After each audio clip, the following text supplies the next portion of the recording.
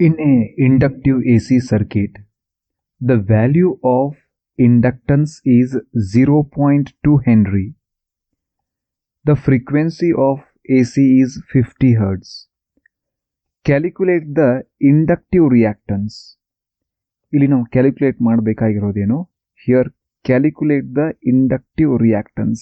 ಏನನ್ನ ಕೇಳಿದ್ದಾರೆ ಅದನ್ನು ಸರಿಯಾಗಿ ಅರ್ಥ ಮಾಡ್ಕೋಬೇಕು. ಇಂಡಕ್ಟಿವ್ ರಿಯಾಕ್ಟನ್ಸ್ ನಾನು ಎಕ್ಸ್ ಸಬ್ಸ್ಕ್ರಿಪ್ಟ್ ಎಲ್ ಅನ್ನುವಂಥ ಸಿಂಬಾಲ್ ಇಂದ ಬರೀತಾ ಇದ್ದೀವಿ. This is what we need to calculate.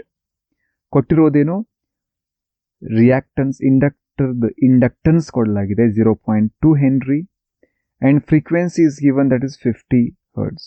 ಇದು ಇಂಡಕ್ಟಿವ್ AC ಸರ್ಕ್ಯೂಟ್ ಅಂದ್ರೆ ಏನ್ರಿ? Very simple.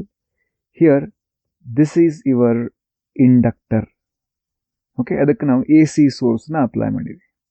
ಆ inductor inductance L is equal to 0.2 henry ಅದ.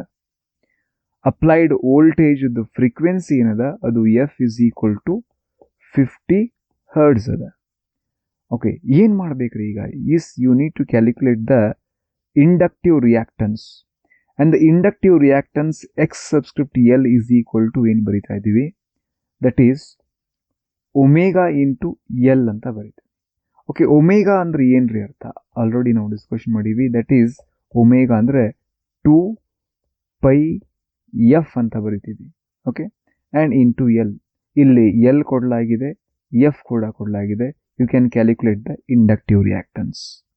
ಏನ್ರಿದು ಇಂಡಕ್ಟಿವ್ ರಿಯಾಕ್ಟನ್ಸ್ ಅಂದರೆ, ಈ ಸರ್ಕ್ಯೂಟಲ್ಲಿ ಈ ಒಂದು ಇಂಡಕ್ಟರ್ ಕರೆಂಟ್ ಫ್ಲೋಗೆ ಏನು ಅಪೋಸಿಷನ್ ಮಾಡುತ್ತಲ್ಲ ಅದನ್ನೇ ನಾವು ಇಂಡಕ್ಟಿವ್ ರಿಯಾಕ್ಟನ್ಸ್ ಅಂತ ಕರಿತಾ ಇದ್ದೀವಿ.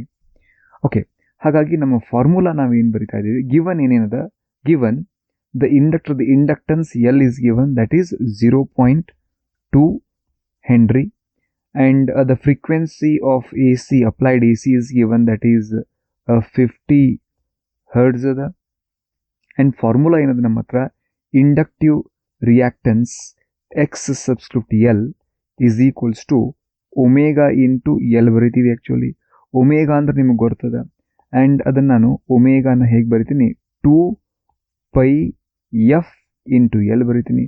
This is what we are going to use. ಈ ಫಾರ್ಮುಲಾ ಯೂಸ್ ಮಾಡ್ತೀವಿ. And that inductive reactance X subscript L is equal to 2 into pi andre 3.14 into F, that is given. F is to the 50 Hz ada, and here it is 50.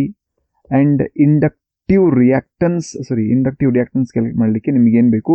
L, inductor the inductance ಬೇಕು. That is also given, that is 0.2 Henry.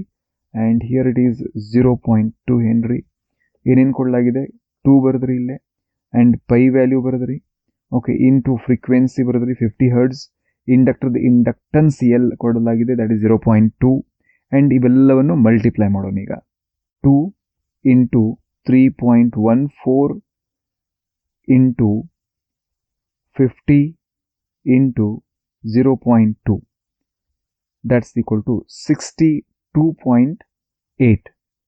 Now, inductive reactance X subscript L is equal to 62.8. Unit ಏನು ಬರಿತಾ ಇದ್ದೀರಿ? Unit ಏನದ? ಇದು reactance ಅಂದರೆ opposition ನಾವು ಹೇಗೆ ಬರಿತಾ ಇದ್ದೀವಿ? ಓಮ್ ಅಂತ ಹೇಳಿ ಸಿಂಬಾಲ್ ಕೊಡ್ತಾ ಇದ್ದೀವಿ. This is what inductive reactance of a inductor. ಆ ಸರ್ಕ್ಯೂಟಲ್ಲಿ ಅದರ ಇಂಡಕ್ಟನ್ಸ್ ಎಷ್ಟಿತ್ತು? 0.2 ಹೆನ್ರಿ ಇತ್ತು. ಅಪ್ಲೈಡ್ ಫ್ರೀಕ್ವೆನ್ಸಿ 50 Hz ಇದ್ದಾಗ ರಿಯಾಕ್ಟನ್ಸ್ ಎಷ್ಟು ಬಂತು? Inductive reactance 62.8 ohm.